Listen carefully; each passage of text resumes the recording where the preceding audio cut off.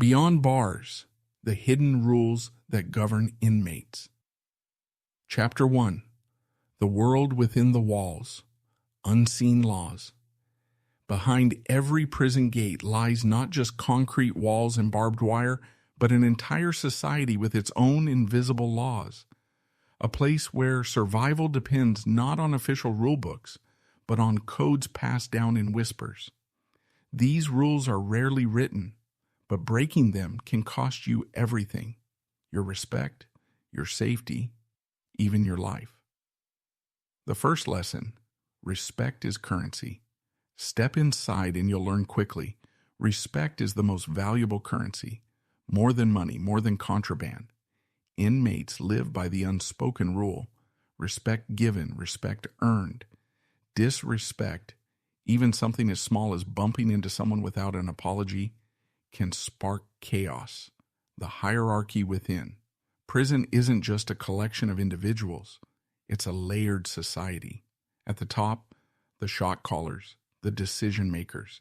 Beneath them, soldiers, runners, enforcers, even those who want no part of the politics are still trapped in the structure. You can't opt out of the rules. The rules find you. The code of silence. Snitches get stitches. Every inmate knows the oldest and most dangerous rule: never cooperate with the system. The code of silence isn't just a cliche, it's enforced. Reporting an assault, revealing a smuggling route, or even being suspected of snitching marks you for retribution. The unspoken rituals. From how you sit in the chow hall to how you walk on the yard, every move is watched. Sit at the wrong table? That's a violation. Walk into another group's space? That's a provocation. These aren't rules the prison staff will tell you. These are rules inmates inherit, passed from one generation to the next. The price of weakness. In this hidden system, weakness has a price. New arrivals are tested immediately, sometimes with threats, sometimes with manipulation. Fail those tests, and you become a target. Pass them, and you might earn the right to breathe easier. Why? The hidden rules matter. For outsiders, prison is a place of punishment, but for those inside, it becomes a world governed by laws no court ever wrote. These codes keep the balance between chaos and control. And to survive, you must learn them fast. Chapter 2. Initiation into the rules. Arrival. The first impressions. The moment you walk into prison, you've already made your first impression, whether you know it or not. The way you hold your head, the way you respond to guards, the way you glance at other inmates, every detail is judged. In here, first impressions can stick with you for years. The check-in process. Inmates have their own way of vetting newcomers, a process called check-in. It doesn't appear in any handbook. Depending on where you land, it could be a casual conversation or a violent interrogation. The point is simple. Who are you? Where are you from? And can you be trusted? Paperwork or peril?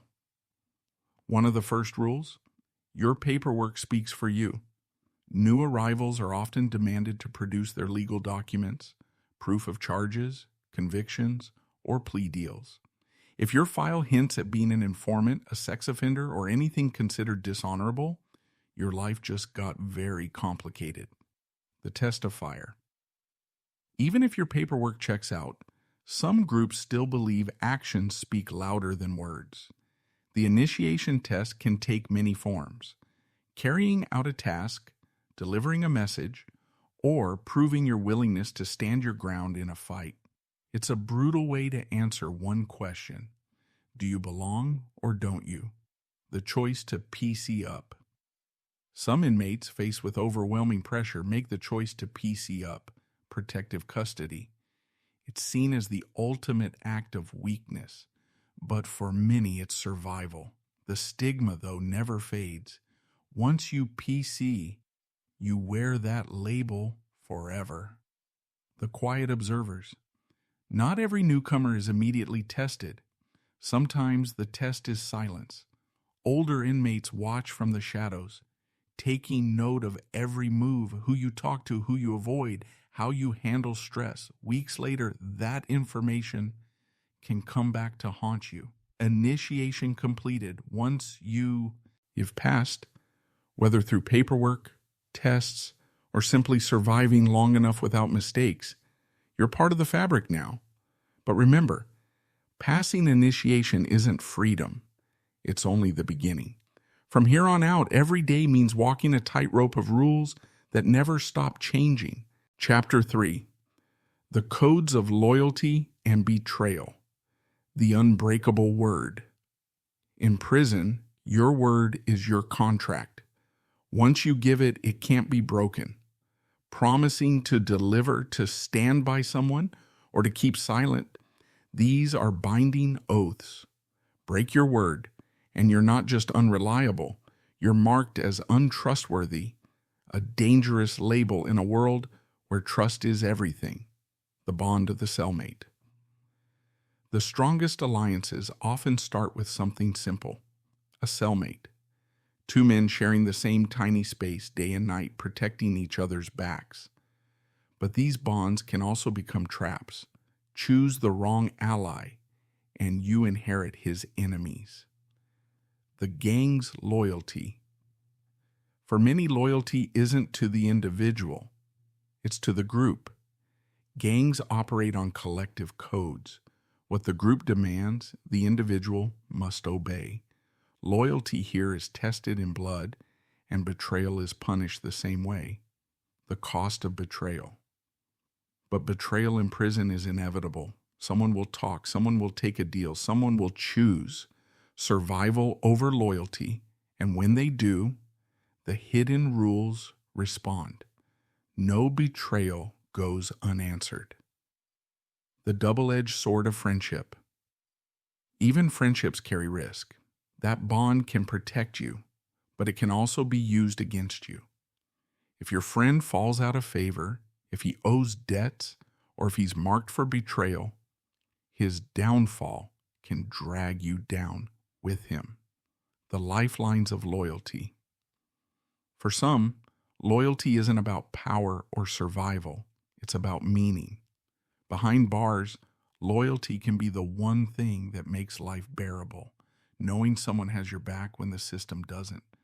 But even this bond is fragile. The hidden rules ensure that loyalty is tested again and again. Why betrayal cuts deeper inside? On the outside, betrayal might mean losing a friend or a job. On the inside, it can mean losing your life. That's why the codes of loyalty and betrayal hold such weight. They're not just about relationships, they're about survival itself. Chapter 4. The Economy of Survival, Currency, Contraband, and Control. The real currency. Cash doesn't flow behind prison walls, but money never disappears. Instead, other forms of currency rise to the top. For decades, it was cigarettes. Then came ramen noodles, postage stamps, and commissary snacks. Today, even honey buns are worth more than a handshake. The hidden rules dictate what's valuable and who controls it. The power of commissary. Commissary is more than food. It's bargaining power, a symbol of status, and sometimes a lifeline. The more you can stock, the more leverage you hold. But flashing too much wealth is dangerous. In here, envy can be deadly. The shadow economy of contraband. But the real economy runs in shadows.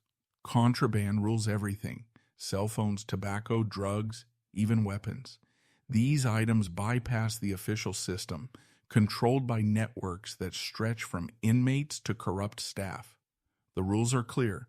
Don't get caught, don't shortchange, and don't cross the wrong supplier. The hustlers. Every prison has its hustlers. The men who turn scraps into profit.